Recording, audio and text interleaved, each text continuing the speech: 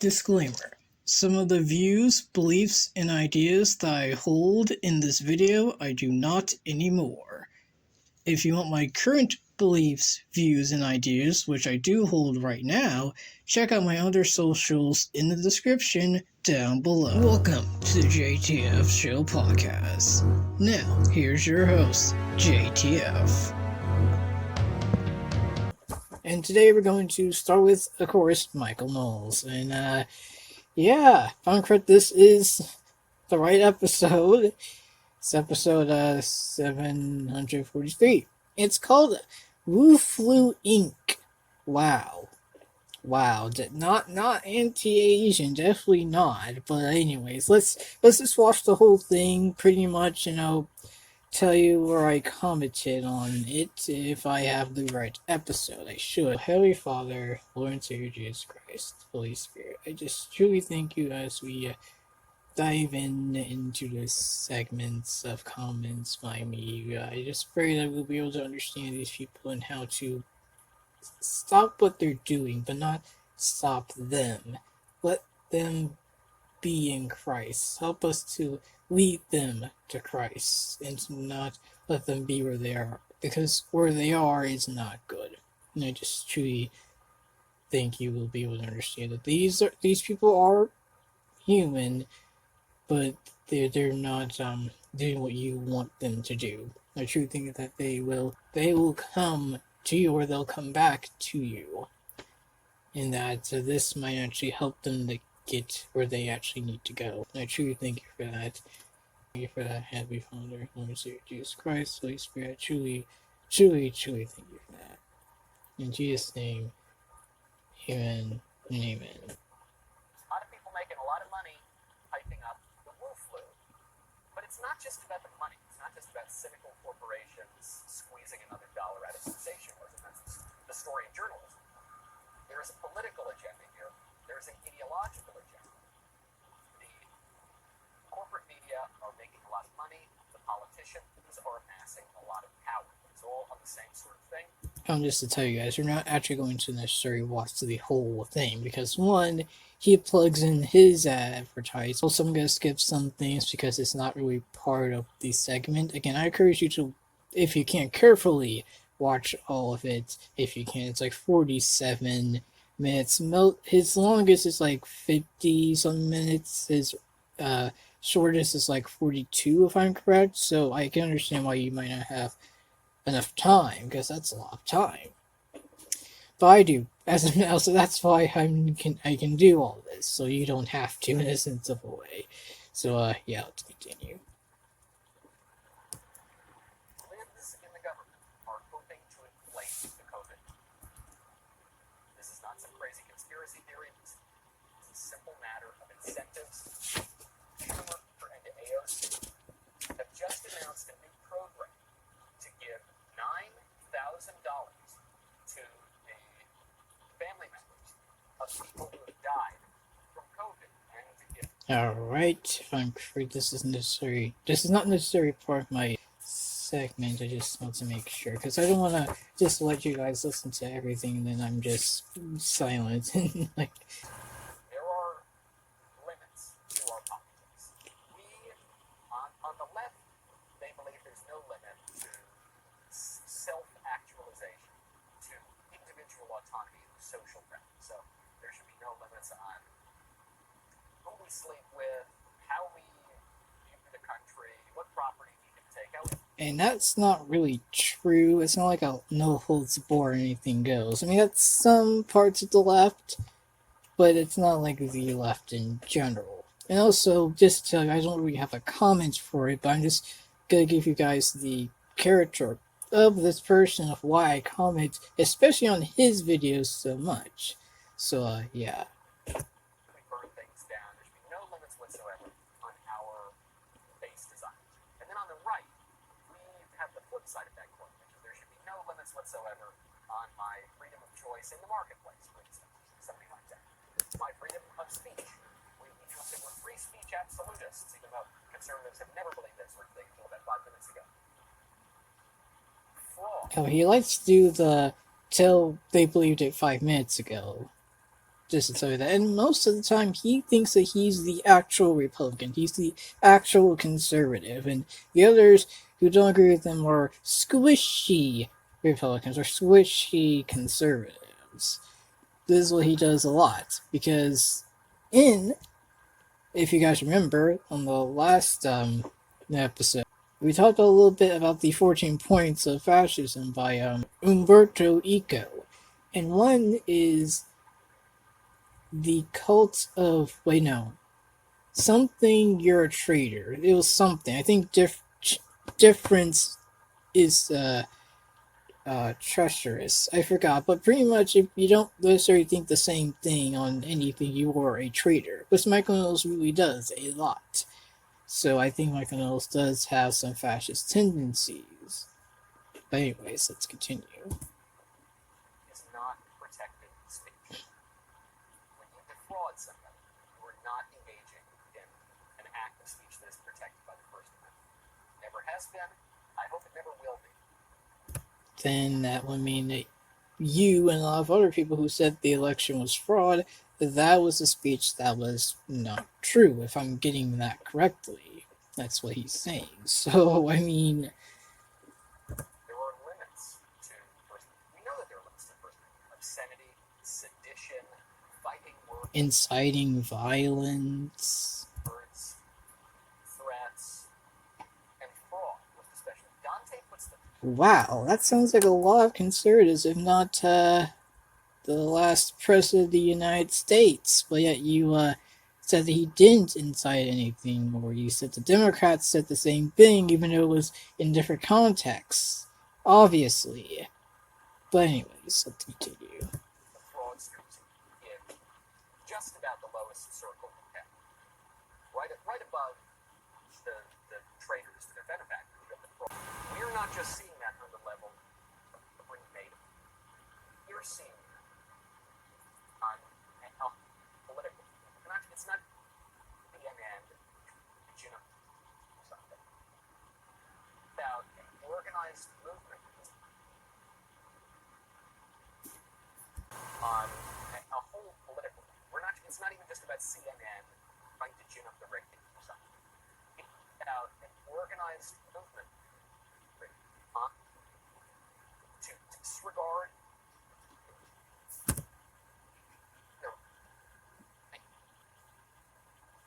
Guys, the computer's kind of lagging. So, it might take a while, so I'll be... intellectuals from the mid-20th century.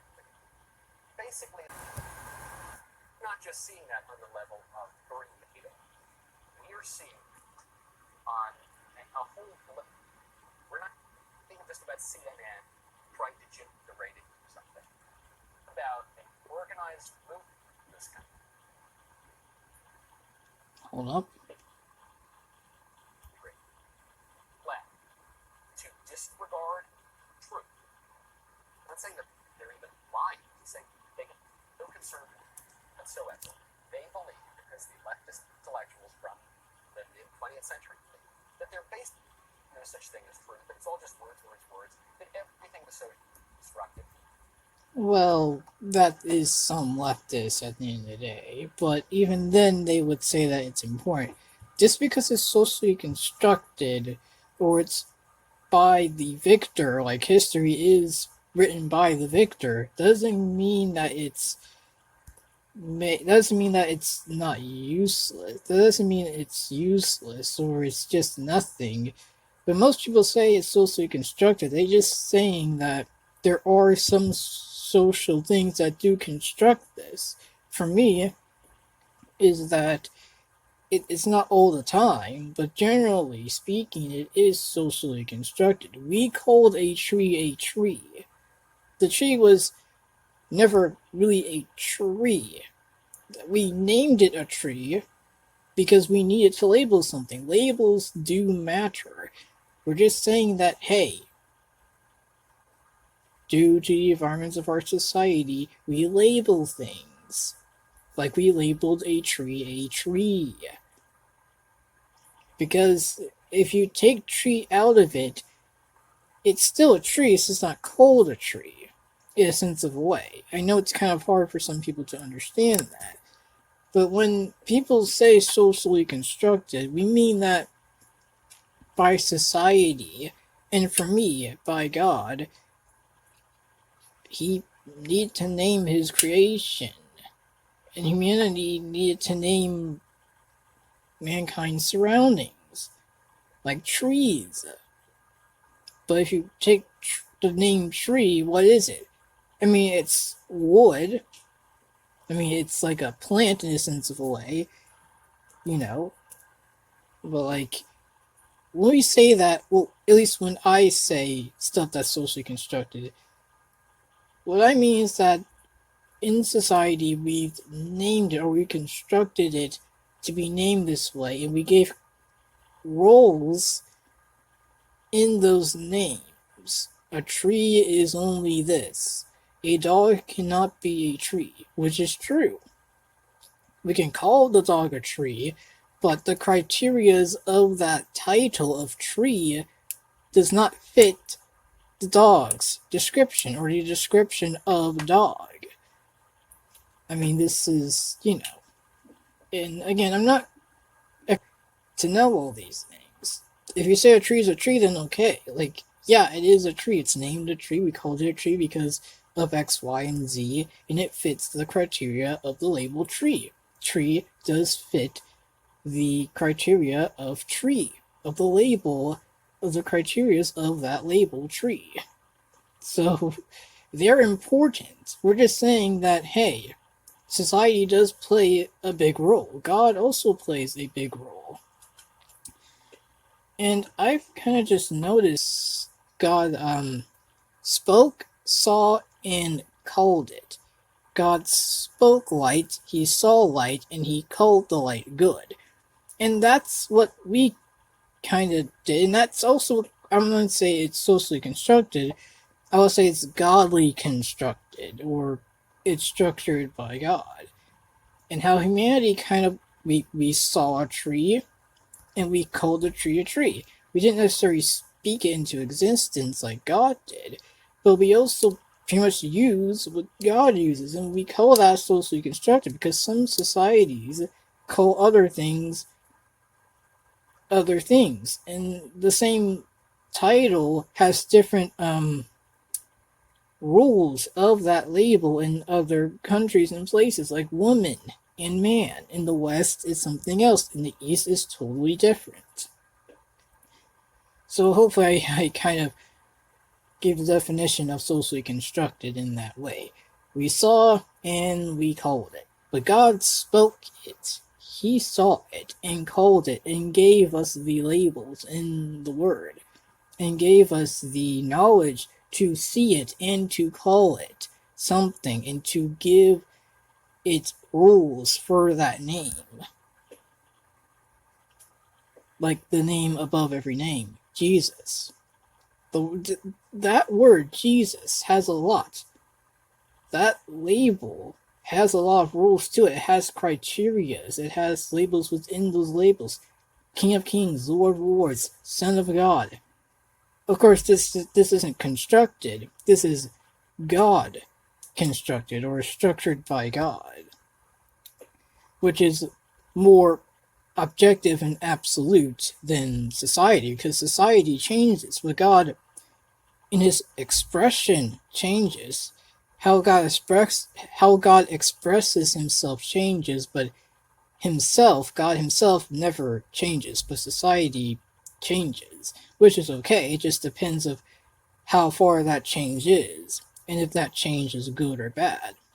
And we discuss and debate about it. That's what we should do, at least. Alright, let's continue. If we can. Come on. That our very sex, our human nature is socially constructed, and it can be whatever we say that it is. And so if I tell a lie... We don't... Hold up. We don't... The left, and I don't... But, hold up. Okay, are we good? Come on. But wait, let's go back again, because I really need to respond in the right way.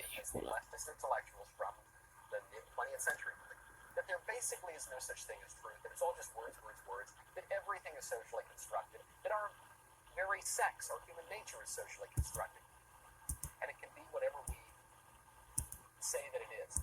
No, we can't just say whatever it is, because again, within those labels there's rules and criteria of that label. And if you put a label to a thing that doesn't fit that description of that label, then it's not that. I mean, like, I think most people can agree that a dog is not a tree, because a tree means wood. It means a lot of other things. A dog means animal. But all that I'm saying, and all that the left is just saying at the end of the day, is, hey, society did name this. It was socially constructed. It kind of was, and culturally constructed. Because if you ask what a tree is to somebody in the West, it's going to be like, oh, piece of wood that grows. But sometimes if you talk to a person in the East of what a tree is, they might be more poetic, which is true. You just see this in literature in the West and East. The East describes a little bit more of a poem or of a story, and the West usually most likely does it as a more definitional, intellectual. Not all the time, but if you just look at it, that is true. Why is that? Well, the East has a different type of society. Same thing with the West. And we label things and maybe the same in some cases. Like, we both can agree that a tree's a tree, though we might not agree on the structures of that label or the criterias or rules of that label. I mean, in some cases, it just depends. So, yeah, let's continue. So if I tell a lie on the left, but I believe it's for a good social purpose, if I defraud people, but I believe it's for a good social purpose, then that's the moral thing to do. Well, it depends. If you lie and you save countless lives, that lie would be considered, I guess, a quote-unquote good lie. I talked about lying and how more so immoral lying is bad, but there are moral lies. Like, sometimes if you're in war and somebody from your country was captured by the other country and they're going to lie about where some base in their country is, and they bomb the wrong place, that saves countless lives. Well, it was still a lie, but it was a moral lie in a sense of way. So Michael Knowles isn't necessarily wrong when he's saying that, but how he depicts it, it's like, so if I make a immoral lie and I say it's for good, then it's good according to the left, even though that's not true. Like, that's just not true. That would be considered, I guess you could say, straw manning, but, you know, let's continue. That is just not true. The moment we exalt fraud in this country, one of the gravest sins you can possibly commit. I don't think it's the greatest sin. Like, that's up to interpretation. He's a Roman Catholic, I'm more so Christian, so it's up to interpretation of what is the greatest sin. But, again, let's continue. Is the moment that we will really have lost our country. And just to tell you, one interpretation is right. It's the Christian one. To me. I mean, I am a Christian, so of course I'm going to say it's the Christian one, but it's based on Roman Catholicism and Christianity. I think Christianity is the better one in general. When I think of who's committing the most fraud, it probably... Plus, it was the first one, I'm just saying. Let's continue. The militant radicals on the street talking about the leftist terrorists burning down our country, notably BLM, because they... I hate to break it to you, buddy, but that ain't really true. Look it up. It's most BLM protests are actually peaceful. That's not a talking point. That's fact. But anyways, They are torching our country on a lie. You know, I'm talking... I mean, the Capitol was like, there was an insurrection based on a lie from your side. So I mean, and I don't think Michael Knowles has ever really said that in that way. he most likely said, "Oh, it was bad," or "Oh, it was stupid people," but Antifa, and I'm like, no, own up to your own party, man. Like, come on. I mean, again, there was an insurrection in the Capitol based on a lie of voter fraud, which I think Michael Knowles still believes that there was most likely some fraud. I don't know. I don't know. So I'm not gonna put words in his mouth. Let's continue. But in a very narrow sense, the BLM riots have been called the 1619 riots by Charles Kessler at the Claremont Review. And Hannah Nicole Jones, or Nicole Hannah Jones, whatever her name is, she said she was proud to call the BLM riots the 1619 riots. The 1619 Project, which says that the revolution took place basically because of slavery, slavery. Come on, computer. You got this. That is a lie. That the central thesis of that You're not that is old. not true. It's been debunked by academic historians, but the left doesn't care. Because I mean, that is kind of true. Well, if I'm correct, they actually said that how they described the history was a little bit wrong. But if I'm correct, most of it was pretty much its heart was in the right place. It was really trying, but if I'm correct, it did get some things wrong then there. But generally, it was depicting something that was kind of true. I'm not saying the foundations of America was built on slavery, but part of America in general was built on slavery. Literally and figuratively. Like, we can't ignore that. But the response to it was the, I think, 7076 project, which was worse. It was saying that, look it up. like, well, I don't think it was worse. I honestly, I haven't read any of the projects, but from what I've read and from what I've heard, and from the debates of both the projects, which I will hopefully listen to more because I'm generally curious. I think one pretty much says that it wasn't perfect, even evil, and the other one says it's perfect and there was no wrong. Yeah, there was slavery, but that was in the way of America, of real America. Well, part of real America, at least in the South, was slavery. But I'm not saying all of America is evil either. But I think both projects, did bad things. But generally, I think they tried to view history in a way that maybe wasn't the best way. Pretty much. Let's continue. it's an Italian expression. If it's not true, it makes a good story. And it makes a useful story to them. So they are going to push that broad, even if it means torching the country. Do not do that sort of thing.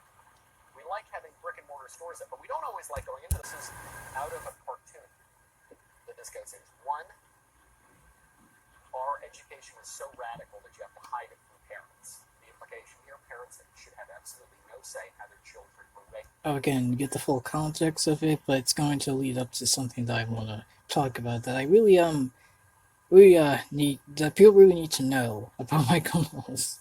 And anyways, Only we, the radicals, who have taken over the instruments of the state, only we should have a say.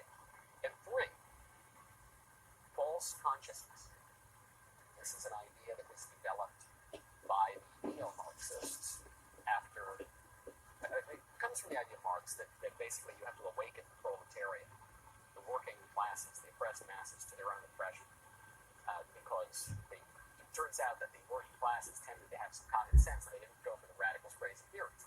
So then, beginning with people like Antonio Gramsci, the Italian Marxist philosopher and communist. And look up Marxism and all that, the Communist Manifesto. Like, really look up on these things to really know what he's talking about. Politician Frankfurt School, later on the New Left, which was led by one of the chief figures from the Frankfurt School. You see this idea really flowering during the second wave of feminism in the 1970s, when people would have struggle sessions, no different than the kind of indoctrination people are getting in their workplaces or in their schools right now, where. And again, how he depicts it, and it's weird how he might be against second wave feminism. Just keep that in mind. Just keep that in mind. look up feminism. There's a documentary from PBS about feminism. You should really look at it. I kid you not, women especially would go into these struggle sessions. They feel happy. They love their family.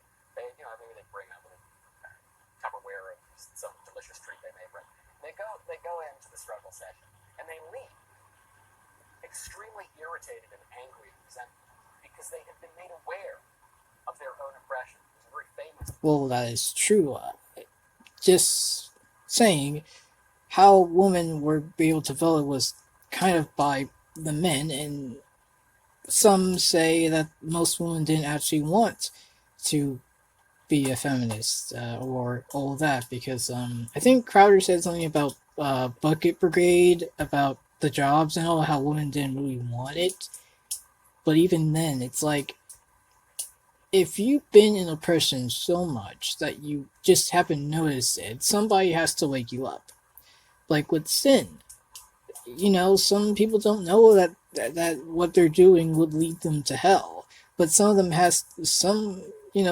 has to wake them up. That's why God call Christians and able to lead people to Christ, because some are asleep and they need to wake up before it's too late. Not saying that not everything like that about waking people up from their slumber or from their deceitfulness, I'm not saying all that's correct within Marxism or anything like that, but like in general, if you've been in something so bad for so long, sometimes you're normal. That's your normal. You're norm to that.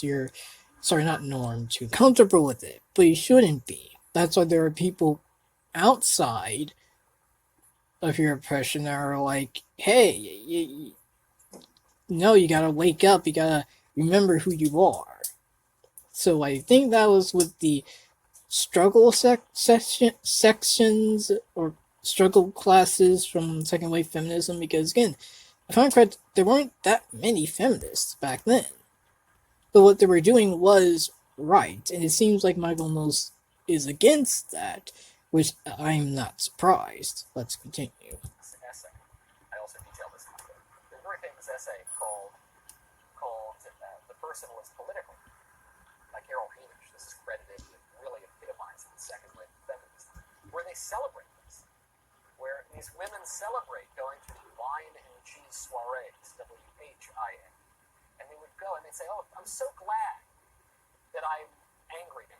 I was so happy before this, and I loved my family, but I'm so glad now." Yeah, I love my family. I wasn't able to vote really that much, if I'm correct. The history of second wave feminism was for one to, I think, either join the army or to get jobs. The first wave was for voting, if I'm correct.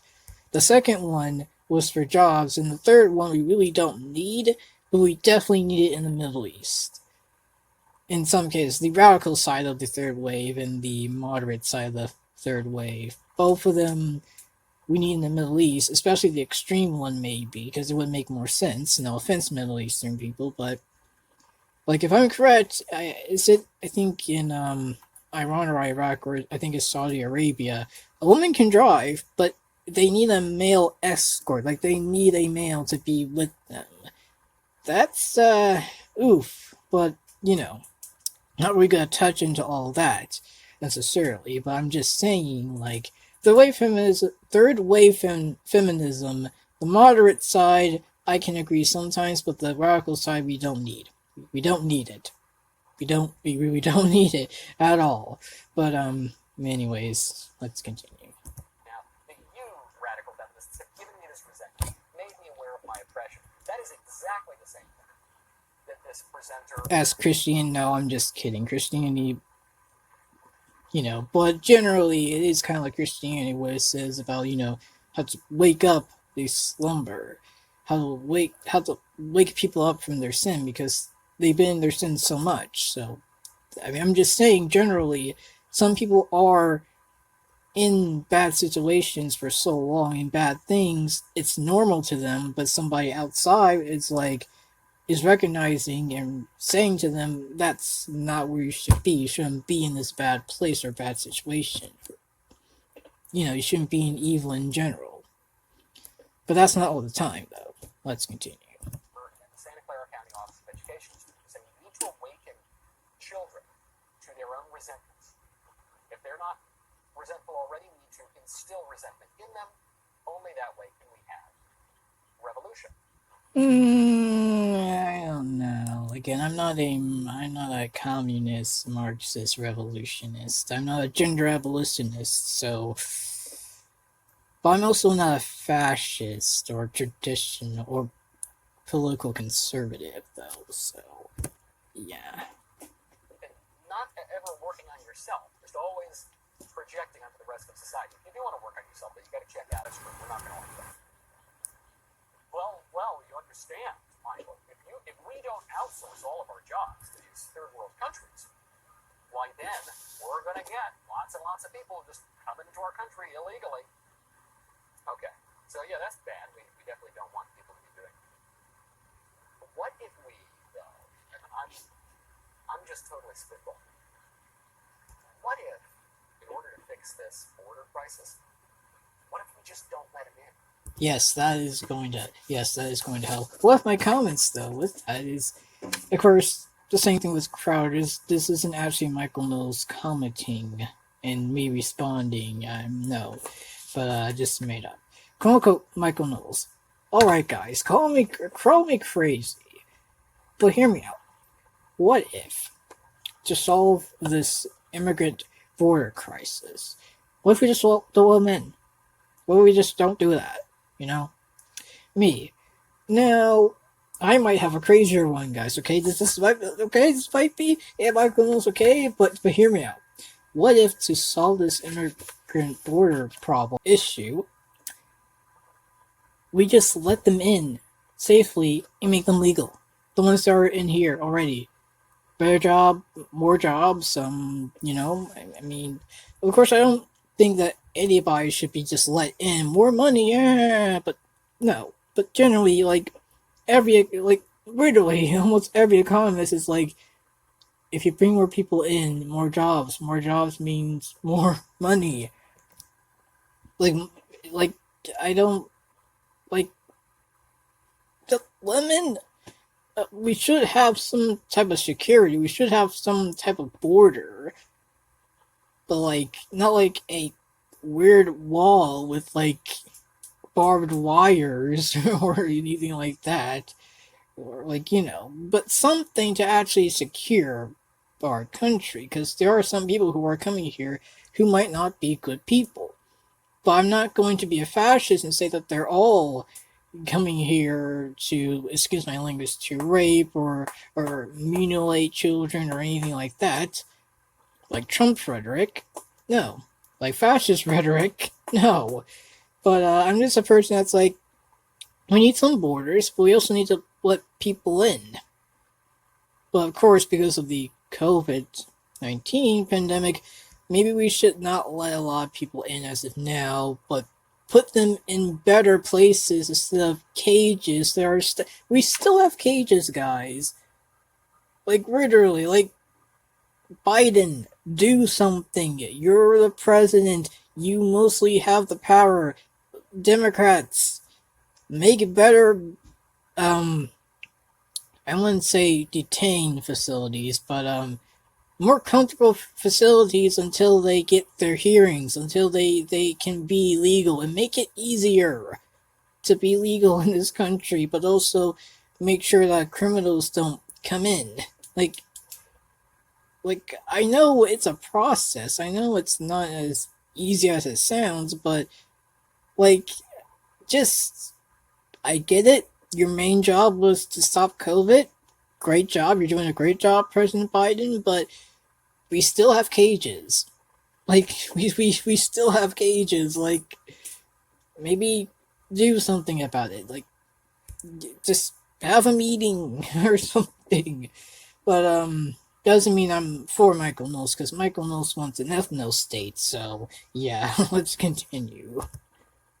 But Michael, they're seeking asylum from political persecution. First of all, no, they're not. They're not. They're economic migrants who, if they were really fleeing political persecution from Guatemala or El Salvador or Honduras, could stop in any of the Well, most of them want guns, and I'm just saying England doesn't really have guns right now, but yeah. But like that's a different story for another time. America's the most freest.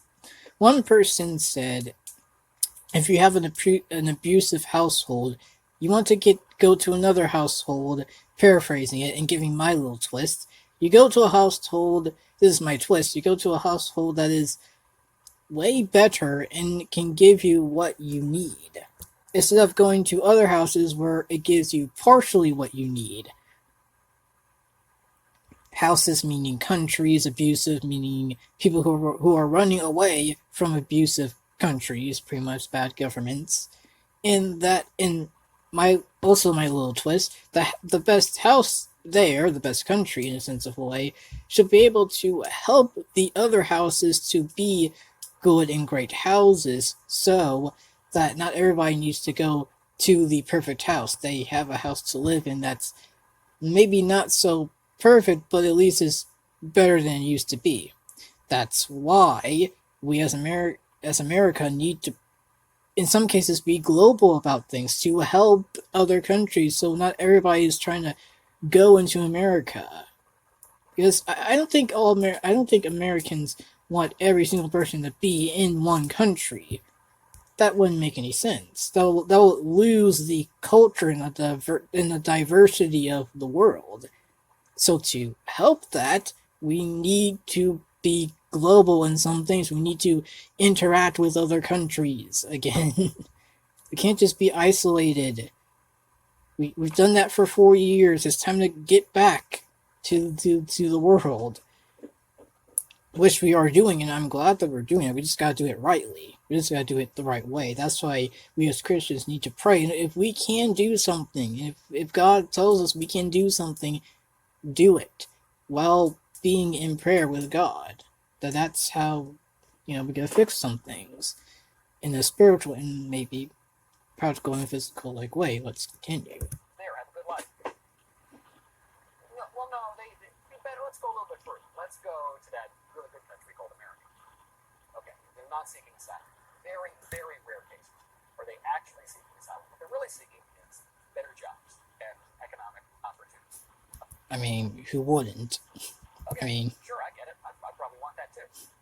But we can't take in the entire world because then we don't have a country. So that part is true, but not by you, but by other people who are less ethno well, but Michael, and more diverse. Hold on a second. If we don't let them just come into the country, then they'll just cross illegally. Okay, I hear you. I hear that objection. So maybe we could, again, this is just off the top of my head. Maybe arrest and deport them.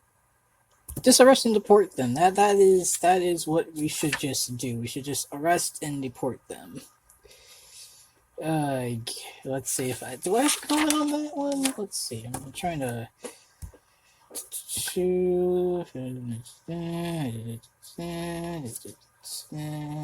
I'm trying to see. I should. I might. Let's see. Let's see.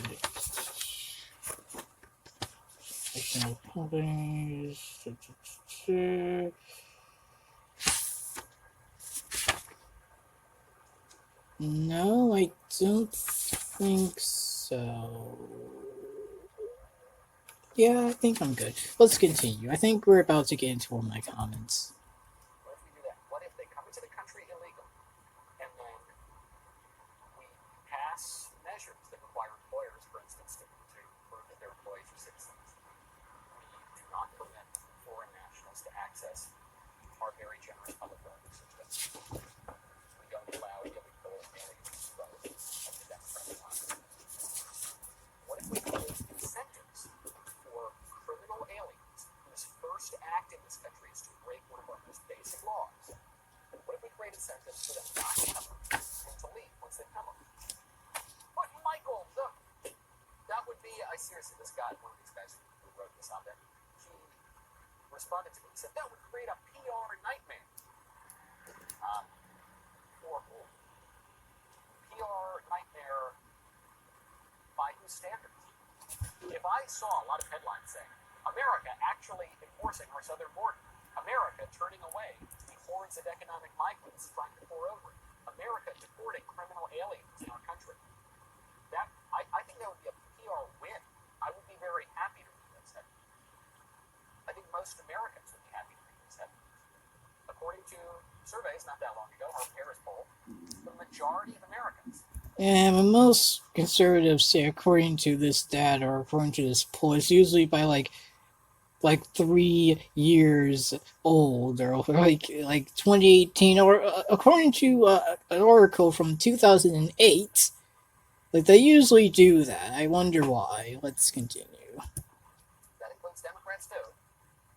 Want to reduce drastically, not just illegal immigration, but also legal immigration. It seems like that would be a huge PR win, but not a PR win. But why? Why don't you want immigrants to come in? Illegal ones, even. It's not because we're bringing in too much, which is debatable. I think maybe in some cases we are, in some cases we're not. But let's be real. Again, he just wants an S now. Again, what I'm saying this is, I'm saying this based on what I've watched from like 3 weeks, if not a whole month, of Michael Knowles. So I know what I'm saying. Just to tell you guys that. For neoliberal rationalists who don't really have very much affection for their country. Of course they don't. But how? I think that nationalism is kind of an ugly thing. They're citizens of the world. Come on, they'll be fine. They can go work anywhere. These Bloomberg writers, they can bring their laptop, they can be on a beach somewhere in Bali, it doesn't matter. People who rely on these manufacturing jobs, well, that's too bad, but hey, learn to code. Learn to code. That's not the radical. That is the establishment. That is the liberal establishment. I know that's the whole thing. I mean, yeah, they are kind of like, we are citizens of the world. We should be more global than isolated. I mean, I can't blame them. Again, we had 4 years of American isolation. So, especially big business. Not saying that they're all the way right when it comes to saying we need to be global, but like, I can't blame them to want to be so global. Like, I don't know about you, but when I sit down, I want to relax, I want to indulge a little bit, I open up a pint of ice cream. I don't want my ice cream to call me a white supremacist. I don't ask a lot of my ice cream. I ask for it to be cold, a little bit soft, sweet, some little chocolate chips in it, and not call me white supremacist. But that would be too much to ask from Ben and Jerry's. One of my comments before I got the whole context, I was like, this is my comment. So, you don't want your ice cream to call you racist or white supremacist. What ice cream can... What? Ice cream can call you whatever the ice cream wants, my friend. My guy. Or the ice cream doesn't have to tell you anything, my friend, because it's a protected class, Mike. It's a protected class. And has the right to plead the fifth. Ice creams plead the fifth, guys. Let's do this. Hashtag justice for ice creams. They don't need to be cold for you. They can do what they want. Of course, this is a joke. And I was a little bit confused about why he was saying, why he's talking to us. Oh, I know why you make that weird ice cream joke. It's because an ice cream company is saying something that you don't like. It's kind of funny that Michael Knowles and conservatives in general say we have the freedom to think what we want to think, but when companies or left want to say, you're like, it's the RSCL, aka the Radical Socialist Communist Left, controlling them, or the corporate media, the corporatism, everything, they corporate everything, they can't have that opinion that you and conservatives don't like. Again, the hypocrisy. They really do like doing that. But, anyways, let's continue. So Ben and Jerry's yesterday, famously a liberal brand, or a leftist brand, they tweet out, quote, "The murder of Dante Wright is He's the guy who was shot by the cop. Well, At least you say cop. At least you're not that sexist. I mean, you are sexist, but at least you're not that sexist like Crowder. Under arrest for a weapons charge. The murder of Dante Wright is rooted in white supremacy and results from the intentional criminalization of black and brown communities. This system can't be reformed. It must be dismantled, and a real system of public safety built from the ground up, rebuilt from the ground up. None of that is true. But more to the point, and Sorry, I just need to plug in my computer. Okay, let's continue. Now, I don't necessarily agree that it should be dismantled or abolished or destroyed. It should be reformed. But, you know, that's what I would call maybe a very, how some people call hard left or radical left a little bit. That is a little bit radical, a little bit like dismantle the whole police system. That's not a good idea. But that doesn't mean I need to agree with Michael Knowles in saying we need a police state. No. That is true. But more to the point, and I cannot stress this enough. This is coming from ice cream. Yes. An ice cream company. They have the right to say what they want. I'm not saying that every single time companies need to say their political opinions or they need to say anything about a shooting. But if they feel like they have a responsibility to say where they stand on a particular event, which most companies do a lot, they can do that. What's the problem? I don't know. Let's continue. Nothing they said is true. It's no evidence that he was murdered, and no evidence that it was rooted in white supremacy. It was an accident, but an accident that needs to be reformed. Police officers shouldn't just be shooting guns a-blazing. And I don't understand, because some do have PTSD, or some are trained to make every single situation like it's their last, because they don't know what's in the car of that person when they're being pulled over. And that could be scary. They don't know. And all police officers die in that way. There's many footages. So I'm not anti-cop. I'm not ANCAP. Definitely not ANCAP. But we should have more training within our police force, and there should be some reforming of it. Or some defunding of it, depending on the police station, depending on what it is in the department. But anyways, let's continue. Evidence that we ought to dismantle the entire legal system in this country. Moreover, it's not even those two hippies who founded the company. Ben & Jerry's is owned by a multinational corporation called Unilever, with annual revenue upwards of $60 billion. Why do we tolerate this? Why do we tolerate a multinational corporation coming into our country trying to undermine our entire legal order? They are saying right here, you need to upend the entire American legal order. Why do we tolerate that? We should punish them for that. We should punish them for that. Let that sink in. Not conservative to allow giant It's not conservative, guys. It's definitely not conservative, according to Michael Knowles. National corporations with $60 billion in revenue to undermine our whole constitutional republic. Nothing conservative at all. But Michael, But again, he said, Mike, over the mic here. America is a democratic republic, or republic democracy, not a constitutional republic.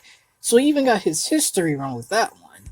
But one of my comments with that one was Michael Knowles, quote-unquote Michael Knowles, saying, the ice cream company is trying to undermine our law and order, or our legal system. These multinational companies are undermining our values and great society. We and conservatives can't let this happen. We must stand up and fight and punish them, and protect our God-given values from the multinational illegal aliens. Me. It's an ice cream company that has an opinion on something. Are you okay, my dude? Do you need a doctor? Are you okay? Are you sure? It's an opinion, okay? They're not they're not, I mean, yeah, they're saying demolish the police, but like, a lot of people say stupid stuff. Unless if it's actually inciting violence, which it wasn't. It was an act to dismantle a system, which I don't think should be dismantled. Alright, I'm just checking to see if my computer is charging. I mean, I think they do have the right to say it. I mean, if they're not inciting anything, or yeah, it was stupid for what they were saying. Dismantle? Why? But I think they have the right to say that. And yeah, it's a multinational company. They can say what they want. It's multinational. Most likely saying global, if I'm correct. But I guess Michael Knowles just doesn't get that. He doesn't get a lot of things. But again, let's continue. Free market. Yeah, okay. Right. Right. How long is that market going to remain free with radicals like this? Radicals like this having a plot. That's also by Umberto Eco's UR, capital U, lowercase r, dash fascism, about the cult of a plot. As in, pretty much, fascism needs some sort of a plot, a made up story, so they can rise up and have, what they want. And this is what it kind of is. The made up story for conservatives, or pretty much fascist conservatives, is the radical left communists, the corporatists are coming against conservatives and we need to fight back. Which they really kind of aren't. And a lot of times the reason why it seems like conservatives are being cancelled is because they're against TOS. They break off TOS, a lot of terms of service. They do that a lot. It's not systemic conservativism. Like, it's not that. Like, a lot of conservatives think that, the system is systematically against them, even though it's not. A lot of times they're just against TOS. They break off TOS rules. That's what they do a lot. So it's not the system, it's you in this case. But for black people, it is actually the system screwing us in some cases. But again, let's continue. Using American freedom to undermine American freedom. Undermine American freedom. Very long. We are told, Michael, you conservatives, you're worried about slippery slopes. You're told, come on, forget about the slippery. You kind of are. It's like, first it was the gays, and now it's not. It's like, first you let immigrants in, then you're gonna let the criminals in, or you're gonna break all the criminals out. Like, no. Some maybe, but no. Like, no. Like, no, I'm not a leftist. But no, I'm just kidding. Leftists don't want to break every criminal. But they do believe in second chances.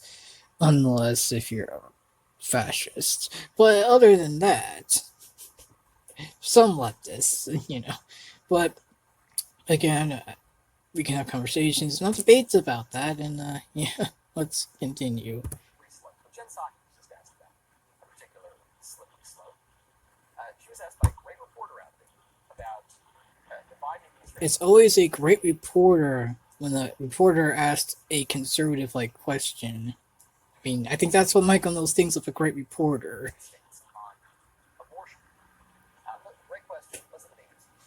Why does the Biden administration insist that pro-life Americans pay for abortions and violate their conscience? Well, first, that's not it. And I like that question. How is violating their conscience? A good question is, why does it seem like Joe Biden is for one side than the other when it comes to abortions? Shouldn't pro-life Americans have the right to have the right to not let their taxes help for abortion, something that they are against, or something that's not so romanticized in that sense, but in a sensible way. I get what he's saying. Undermining their conscience, which it is kind of is, and I am pro-life. I think same thing with pro-abortion people. with some pro-life organizations. In general, depending on what it is, we can have conversations about this. I think in some cases, well, I won't say we, but soon, maybe, the taxpayer dollars that people do should, I think people should choose where their tax-paying dollars go in some cases. It just depends. I need to learn more about how tax works and if we can choose some of our taxes where they go or when they don't go. But if I'm correct, tax is more so of a government thing. Like, you give the money back to where you got it, pretty much, to have a circular, like, economy in a sense of a way, if I'm correct. Again, I don't know all about that, but again, let's continue. I know enough to at least form some sort of opinion, I think. But anyways, let's continue. What happened. So let me, and I know we want to be accurate around here. None of the funds appropriated under this title shall be used in programs where abortion is a method of family planning. That is written into the Public Health Service Act, and it specifically states that. Indirect subsidies, mine is fungible, it can't be traced. That is not how it works. That is the law. So I'm stating what the law is and how it is implemented legally by these organizations. And the reason I vote, since you gave me the opportunity, the reason why the president took is because he believes that advancing equity for all, including people of color and others who have been historically underserved, marginalized, and adversely affected by persistent poverty and inequality, can be helped by these actions. And by focusing on advancing equity in the Title X program, we can create opportunities for the improvement of communities that have been historically underserved. Well, the community that's most historically underserved are these babies who are being built, and even on the racial grievance, it's specifically little black babies who are disproportionately being built. So she's are these babies who are being built, and even on the racial grievance, it's specifically little black babies who are disproportionately being built. So she.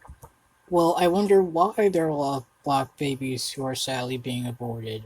Maybe it's due to maybe economic failures in the black community, but why would that be? Maybe there might be something systemic, a little bit, like redlining, Jim Crow, a lot of other things that prevented a lot of wealth and prosperity in a lot of black families and black communities, to where they can't afford a lot of children, so maybe sadly their best option is abortion, which shouldn't be.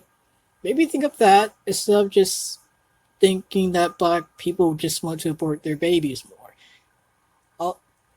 The black community is like the community of family, especially in the South. I'm in the South, like I'm in Louisiana, New Orleans, so I understand what I'm saying here. That a lot of times in the black community, at least in the South, from what I know, a lot, they're like the community of family. That's just a fact. They are the community. The black community is the community of family, of brotherhood, of hey, so and so, yeah, I remember you. I remember you. Your grandfather helped a lot. Like when I think Hurricane Zeta happened, there were a lot of people near the neighborhood of my grandma's house to help, because it was a family like bond there. Like, yeah, they helped us, we're gonna help you, and it really helped us with the generator and just in general. So, like, no, the black community is not the community of anti-family or pro-abortion. It's for pro-family and more so anti-abortion in a lot of cases, depending on where you are in the black community. Yeah, let's continue. Completely ignores the question. She denied basic facts of money, for instance, right? She said, no money is going to this sort of thing. And the reporter says, well, money is fungible. So this is why it was always so ridiculous when people would say the federal government isn't giving money to abortion. Is the federal government giving money to Planned Parenthood? Yes.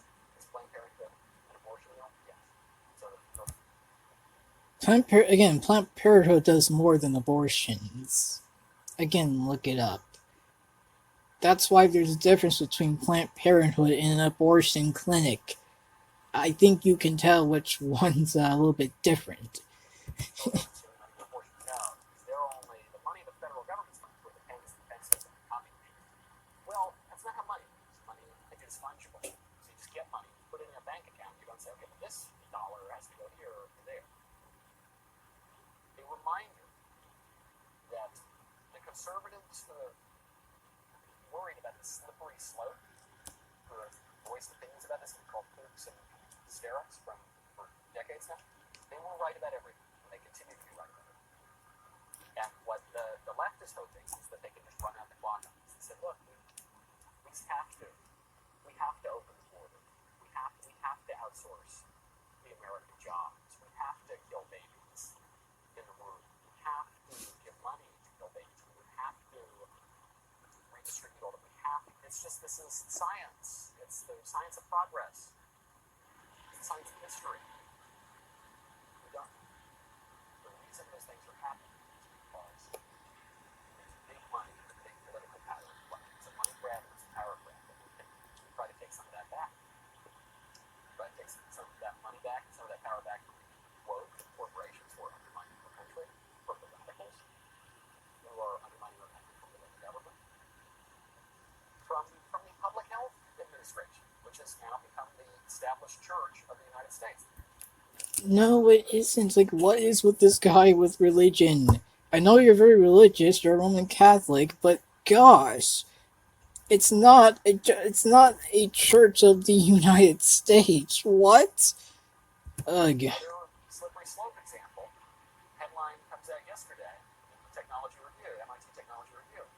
Scientists plan to drop the 14-day embryo rule, which is a key limit on stem cell research. So, what is this rule? There is an ethical limit under which, quote, scientists have agreed never to allow human embryos to develop beyond 2 weeks in their labs. That is the point at which a spherical embryo starts to form a body plan, which is deciding where the head will end up and when the cell is taking specialized missions. I bet many people didn't even know that scientists do this, and scientists. But why are they doing this? Not, oh, it's bad, we should stop it, but why are they doing that? I don't know why they're doing it. I should look it up. I should understand why they're doing it and maybe find debates on this to really understand more on people who are experts. But anyways, let's continue. Permit the development of little human beings to perform experiments on them for 2 weeks, and then they kill them. I don't think that's necessarily right, but again, I don't know why they're doing it. Like, why would somebody do that? That's the question, and we should answer it by research and debates from experts who debate on this. Not, we should just stop it. Like, I don't know, like, what I should know. Like, That is horrifying enough. But now what they're doing is they're just going to ditch that rule and they're going to let them grow, and there's going to be a separate caste of babies, poor unfortunate babies who are going to be grown for the pleasure of perverts.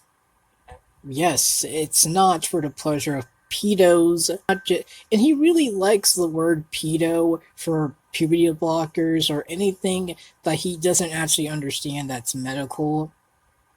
Oh, he hears his body parts, nakedness. Like, no, that's not how that works, Mike. Anyways, let's continue. And psychopaths in lab coats to Yes, because that is what they are.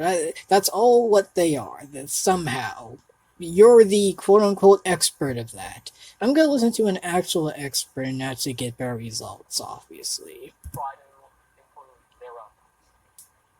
Not the lives of the babies. They will be killed when they're no longer useful. This is as ghastly a turn of events as can possibly happen, and it's not inevitable. It's not part of the inevitable march of science and progress. We can just stop it. We can pass laws against this. And it is. This is not an overreach of government. This is not anti-conservative. It's very conservative to prevent these psychos in lab coats from performing experiments on human babies that they will now allow to grow without limit, without any sort of ethical guidance. We need to really rethink, what does it mean to be a conservative? And the squishes don't want to come along. I don't believe them. Liz Cheney, one of the most sickening members of Congress. I don't know how else to put it. Liz Cheney is the most sick.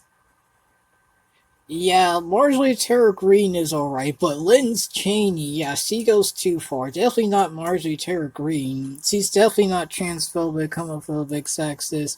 I don't know, racist, but she's definitely not protecting Anglo-Saxon way of living. You know, she's not doing something that most fascists actually do, try to protect the Anglo-Saxon way of living. You know, Marjorie Taylor Greene is not a threat to Congress. No, no, it's Liz Cheney. Yeah, quote unquote.